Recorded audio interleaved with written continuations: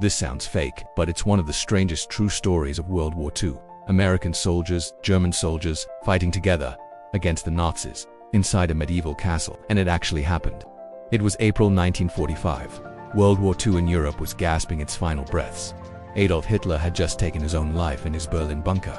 The once mighty German war machine was collapsing, city by city. Chaos reigned across the continent. Most of the German army, the Wehrmacht, knew the war was lost and was surrendering in droves. But there was another group, the fanatical Waffen-SS, who refused to accept defeat. They were brutal, ideologically driven, and still incredibly dangerous. Instead of surrendering, they roamed the countryside, fighting to the last man, and often executing prisoners rather than letting them be liberated. This was a time of desperate uncertainty. The war was officially ending, but for many, the danger was greater than ever. Hidden away in the Austrian Alps stood a medieval fortress, Castle Ittor, with its thick stone walls and imposing towers. It looked like something out of a fairy tale, but for the past few years, it had been a prison. Not just any prison, though. The Nazis used Castle Ittor to hold some of their most high-profile French prisoners. We're talking former prime ministers, top generals, a tennis star, and even the sister of General Charles de Gaulle. These were the VIPs of occupied France, held as political bargaining chips. As the Allied forces closed in, the regular guards at the castle saw which way the wind was blowing. One day they just vanished, abandoning their posts and leaving the prisoners to fend for themselves. For a moment, there was euphoria. The gates were open. They were free, but they weren't safe. The prisoners knew their situation was precarious. They were deep in enemy territory, surrounded by retreating, desperate German forces. And worse, a unit of the Waffen-SS was known to be operating nearby. The SS had a terrifying reputation. If they discovered a castle full of prominent French figures undefended, what would they do? The prisoners feared the worst. The SS would not take them captive. They would execute them on the spot. An order had even been issued to eliminate them. They had to find help, and fast. But who could they turn to?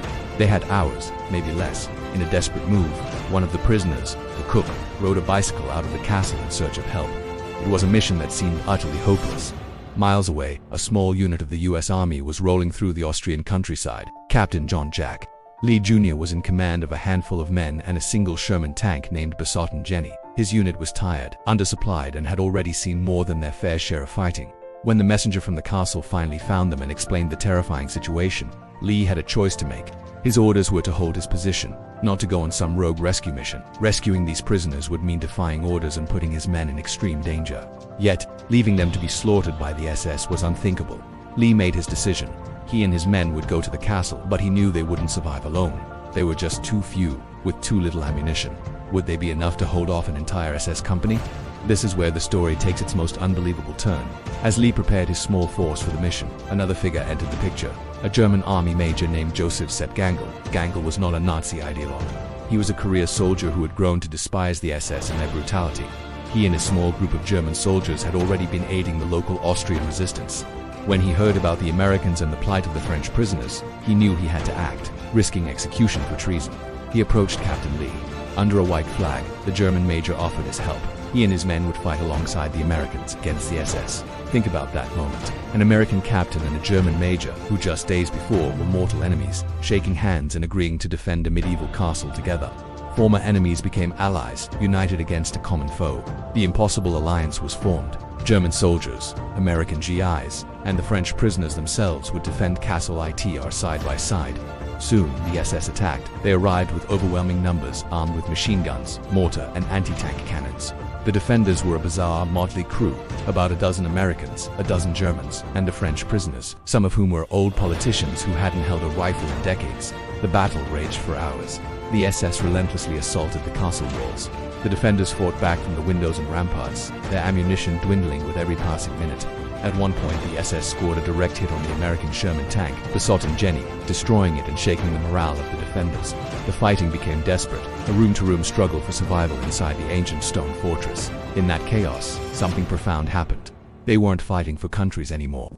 They weren't fighting for flags or ideologies. They were fighting for the person standing next to them. They were fighting to survive until morning would help arrive in time. As dawn broke, the situation was grim. The defenders were nearly out of ammunition, and the castle's main gate was about to be breached. It seemed like the end, then they heard it. The rumble of engines.